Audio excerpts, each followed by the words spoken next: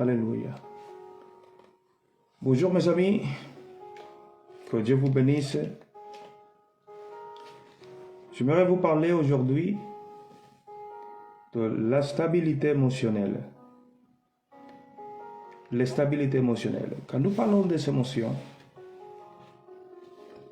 nous parlons des choses qui généralement peuvent être une vertu ou un défaut, des choses bonnes ou des choses mauvaises. Mais généralement, quand on parle de stabilité émotionnelle, ça veut dire que on parle d'être stable émotionnellement. Ça veut dire que dans une permanence, dans les émotions qu'on peut appeler bonnes, on peut le dire aussi des vertus. Tout le monde, tout être vivant, toute personne qui cherche dans ce monde une réponse, généralement toutes les personnes vivantes cherchent une réponse et cherchent à vivre ces vertus ou ces émotions. L'amour, la paix, la joie, notamment ces trois choses. Parce que c'est une demande dans l'âme. Ça veut dire que l'âme de la personne demande ces choses-là. C'est pour ça que les gens courent après des événements, après des choses, après des personnes qui puissent les connecter avec l'amour. Par exemple, dans l'amour, beaucoup de gens ont des convictions différentes. Certains pensent qu'en ayant une belle copine qui est cool, un bon copain qui soit cool, ça va lui donner vraiment, ou lui permettre de vivre dans l'amour. Des autres pensent que plus ils sont entourés par des femmes, plus ils sont entourés par des petits amis, plus ils seront entourés ou remplis d'amour. Parce que chacun, malheureusement, aujourd'hui, voit et comprend le concept de l'amour de leur façon. Mais il y a une réalité, il y a une seule vérité. C'est que l'amour, comme dit la Bible, ne cherche point son intérêt. Dans l'amour, il y a de la bénignité. L'amour est passion. L'amour l'espère tout. L'amour ne fonce pas. Il espère tout et il supporte tout. Donc l'amour n'est pas orgueilleux. Tout ça sont des choses que la Bible nous enseigne vraiment. Qu'est-ce que c'est l'amour? D'une autre façon, il y a la joie. De notre côté, comme l'âme demande aussi la joie, les gens courent après la joie. Dans la fornication aussi, dans la fête, dans l'alcoolisme, dans la drogaddiction, dans la pratique de beaucoup de choses. Dans la pratique de beaucoup de choses qu'ils pensent qu'à travers ces choses, ils vont demeurer ou être dans la joie. Nous voyons aussi du côté de la paix. Les gens pensent que courir après ces choses jusqu'à l'obtenir, ils vont être en paix. Parce que quand les gens mettent son espérance dans quelque chose, ils pensent vraiment que quand il aura ces choses, il va finalement être en paix. Mais la vérité, c'est que nous le voyons dans notre propre vie, nous l'avons vu, et nous le voyons dans la vie des autres, de beaucoup de gens, qui à travers le temps, ils sont cherchés, ils ont donné leur vie à travailler, à construire des choses pendant des années, à chercher l'argent pendant des années, à travailler. Nous avons vu des artistes, des acteurs, etc., des gens qui sont tout donnés dans cette vie pour atteindre des choses. Ils ont mis leurs espérances dans toutes ces choses parce qu'ils croyaient que le jour où ils deviendront connus et riches, ils trouveraient la paix.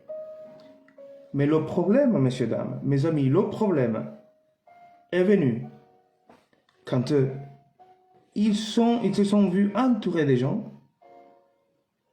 se sont vus remplis d'appartenances, de possessions, leur compte en banque rempli, très fameux, très connu dans le monde, mais vide dans le cœur. Parce que nous avons une âme, messieurs, dames, mes amis, nous avons une âme en nous qui n'est point matérielle, qui est immatérielle et qui demande quelque chose immatériel. Ça veut dire que toutes les choses matérielles que tu puisses apporter et donner à ton âme, ça ne va pas apporter ce qu'elle attend. L'amour, la paix et la joie ne dépendent pas totalement de nous. Et je vais vous expliquer ça. Nous vivons dans la vie échec après échec. Pour chercher ces choses, on ne trouve pas. Des échecs avec des couples, des échecs avec des amis, des échecs dans le travail, des échecs à l'école, à l'université, parce qu'on cherche, on ne trouve pas sa place dans ce monde.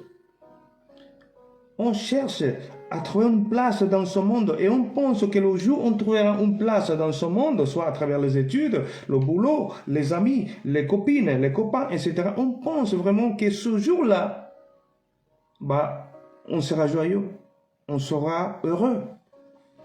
Mais on ne fait que chercher sans le trouver. Parce que c'est une demande plus forte que justement un travail. C'est une demande plus forte que simplement avoir des amis. C'est une demande plus forte qui est dans l'âme de la personne.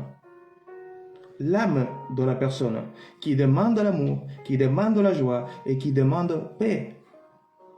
Et dans le monde, on voit des gens que des gens en dépression, que des gens tristes, que des gens en colère, des gens qui ne sont pas stables émotionnellement, que ces émotions sont comme un volcan dedans.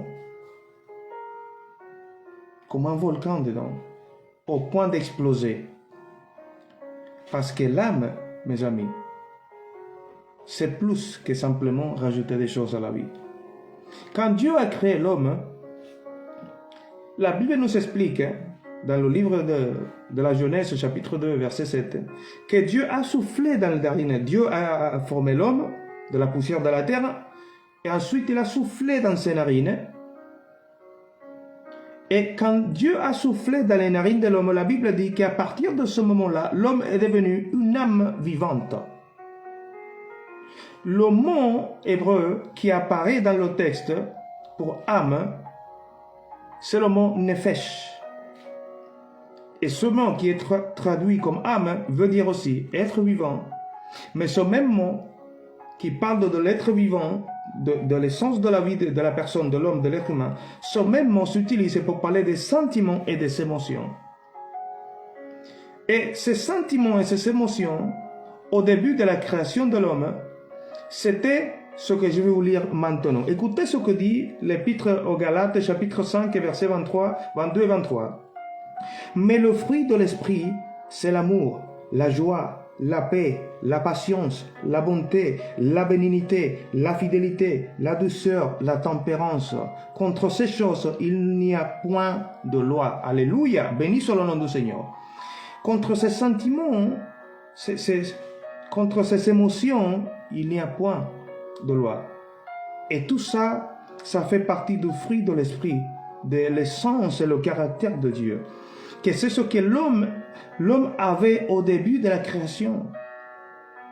Quand Dieu a créé l'homme, il a soufflé de ce qu'il avait en lui, de l'esprit, de l'amour, de la joie, de la paix, de la patience. C'est tout ce que Dieu a soufflé. Donc l'homme au début, Adam, le premier homme et la première femme, il s'était équilibré, 100% équilibré émotionnellement.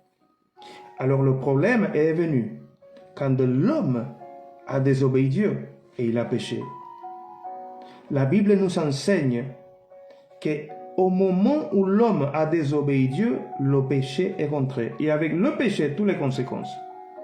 Donc, l'Esprit de Dieu qui était connecté dans la vie de l'homme, cette relation entre Dieu et l'homme qu'on avait au départ, que l'homme avait au départ, au moment où l'homme pêche et désobéit Dieu, il y a une rupture. Ça se casse, le fil se casse. Il y a une séparation. Et tout le fruit de l'Esprit de Dieu, qui est cette joie, cet amour, cette paix, cette patience stable, permanente, quitte l'homme à cause du péché. Et à partir de ce moment-là, l'homme commence à se cacher de la présence de Dieu parce qu'il a peur et il a honte. Peur et honte, des émotions et des sentiments que l'homme ne ressentait pas auparavant, qu'il a commencé à ressentir au moment de la désobéissance. Et c'est justement pour ça, c'est justement à cause de ça, que l'être humain aujourd'hui n'arrive pas, alléluia, c'est justement à cause de ça que l'être humain aujourd'hui n'arrive pas à trouver la paix. C'est justement à cause de ça qu'aujourd'hui l'homme, l'être humain n'arrive pas à être dans la joie véritable. Alléluia. C'est justement à cause de ça que l'homme ne peut pas expérimenter un véritable amour. Qu'est-ce que c'est un véritable amour? La Bible explique le véritable amour. La Bible dit que l'amour est patient. L'amour l'attend tout, supporte tout. L'amour ne cherche point son intérêt. L'amour n'est point orgueilleux. Alléluia. La Bible parle des vertus de l'amour. Et les gens dans l'amour disent qu'ils aiment. Mais au moment où ça ne me convient plus être avec toi, je ne t'aime plus. Mais la Bible dit aussi que l'amour, il ne cesse jamais d'être. Alléluia. L'amour, il ne cesse point d'être. L'amour ne finit jamais. Ça veut dire que tous les copains, toutes les copines que tu as eu pendant tout le long de ta vie, tu ne les as jamais aimés. Parce que si tu les aurais vraiment aimés, tu les aimerais toujours. Mais tu ne les aimes plus. Et pourquoi nous vivons dans cette confusion dans le monde? Pourquoi nous vivons dans ce manque de joie permanente? Pourquoi nous vivons pas dans cet amour et dans cette paix permanente? Sinon que nous voyons les gens dans la colère, dans la détresse, dans une vie anxieuse, dans la dépression. Les maladies même, et toutes ces choses-là, c'est conséquence du péché. Malheureusement, c'est conséquence du péché. Pareil, comme Adam et Ève ont commencé à ressentir les conséquences à partir de la désobéissance, qu'ils ont rencontré le péché par la désobéissance, à partir de là, ils ont commencé à ressentir de la peur, de la honte, etc. Et aujourd'hui, nous voyons que les gens mettent leur espérance. Les gens mettent aujourd'hui leur espérance dans l'argent parce que les gens pensent que pour avoir l'amour, il faut le mériter ou au moins il faut l'acheter. Et les gens pensent qu'en ayant beaucoup d'argent, ils vont être aimés parce que les gens vont l'accepter. Donc ils vont recevoir l'amour. Ils vont être respectés.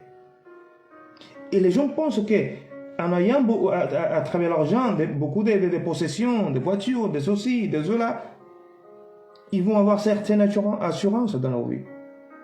Mais le problème, c'est que toutes ces choses matérielles que tu rajoutes à ta vie n'ont aucun impact, ni aucun effet favorable dans ton âme. Tu sais pourquoi? Parce que ton âme est matérielle.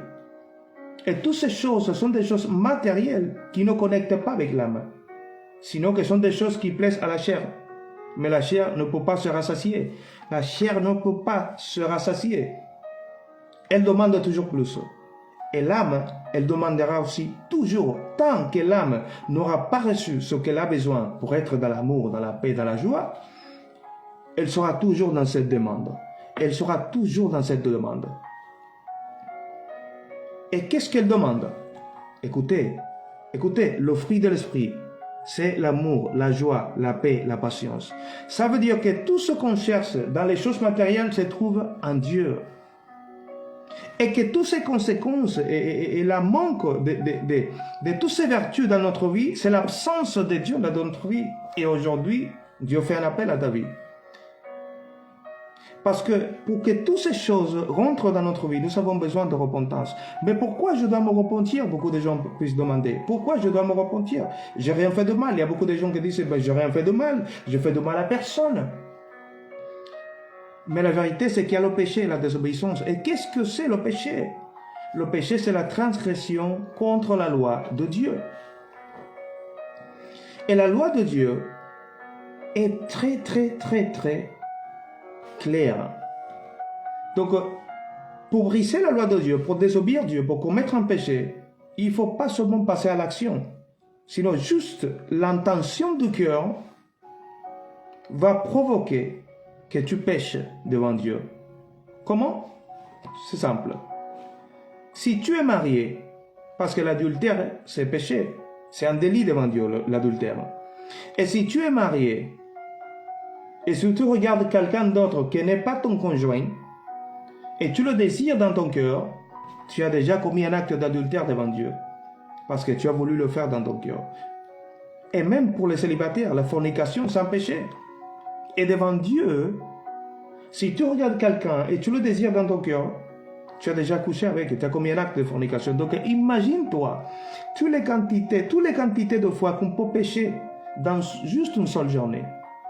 Imagine-toi maintenant tous les délits qu'on peut accumuler. Donc imagine-toi le casier judiciaire que tu as devant Dieu pour le jour de jugement. Parce qu'il y aura un jugement un jour. Là où Dieu va juger tout le monde. Même les morts vont être ressuscités pour être jugés. Et ceux qui seront coupables vont aller en enfer. Mais les innocents vont aller au paradis. Alors, c'est là où l'amour et la miséricorde de Dieu se manifestent à travers Jésus-Christ. Alléluia.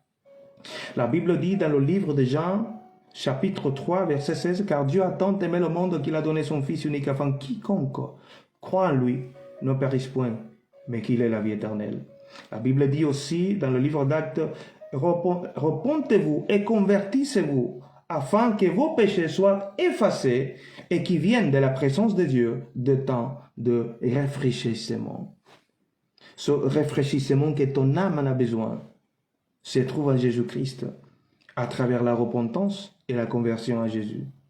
Jésus-Christ, qui n'est pas une religion comme les musulmans croient, comme croient les catholiques, comme croient les hindous, les bouddhistes, tous ces sectes et toutes ces religions mortes qui ne peuvent sauver personne. Jésus-Christ a été clair. Je suis le chemin, la vérité et la vie. Nul vient au Père que par moi. Et la Bible dit qu'il n'y a point un autre nom donné aux hommes par lequel on puisse être sauvé. Seulement le nom de Jésus-Christ. Alléluia. Il n'y a pas un autre moyen d'être sauvé. Il n'y a que le nom de Jésus-Christ. Béni soit le nom du Seigneur. Donc aujourd'hui, Dieu t'ouvre la porte du ciel. Dieu t'ouvre la porte du pardon aujourd'hui. La porte de sa miséricorde est ouverte à travers Jésus. Mais nous avons besoin de reconnaître nos péchés, de reconnaître notre vie perverse, de reconnaître notre vie immonde, de reconnaître notre vie de péché et notre vie de mal devant Dieu. Et lorsqu'on le reconnaît, on se repent. On se convertit à Jésus, on le reconnaît comme notre sauveur. Et on décide à partir de là de vivre la vie qu'il nous a proposée dans les principes de Dieu, afin que nos péchés soient effacés et que le rafraîchissement de Dieu vienne nous trouver. Et à partir de là, le fruit de l'esprit, l'amour de Dieu, la joie et la paix, la patience, toutes ces choses, la bonté, vient remplir nos cœurs et nous faire rentrer et vivre dans une stabilité émotionnelle. Alléluia. Béni soit le nom du Seigneur. Seulement Dieu, seulement Jésus peut te donner une stabilité émotionnelle. Et ne pas que ça, sinon la vie éternelle. Là où le jour du jugement, grâce au sacrifice de Jésus, qui a payé pour toi, pour tous ceux qui le reçoivent, il sera ton avocat le jour du jugement. Celui qui te justifie, celui qui a payé ta caution pour pas que tu n'ailles pas en prison, c'est-à-dire l'enfer, Jésus-Christ. C'est entre toi et lui. Je te propose aujourd'hui de t'approcher de Jésus, d'ouvrir ton cœur et lui dire, je veux connaître cette paix, je veux connaître cet amour, je veux connaître cette joie, je veux connaître cette stabilité émotionnelle, mais je veux connaître surtout cette vie éternelle auprès de toi. Dieu te l'offre aujourd'hui, mais ça dépend de toi. Ouvre ton cœur, commence à lui parler, commence à lire la Bible, commence à visiter une église évangélique, là où tu pourras écouter la vérité de Dieu. Et tu vas voir comment ta vie va changer. Que Dieu te bénisse. Garde ces paroles dans ton cœur. Sache que Jésus t'aime. Mais c'est la décision de chacun de l'accepter. Que Dieu te bénisse.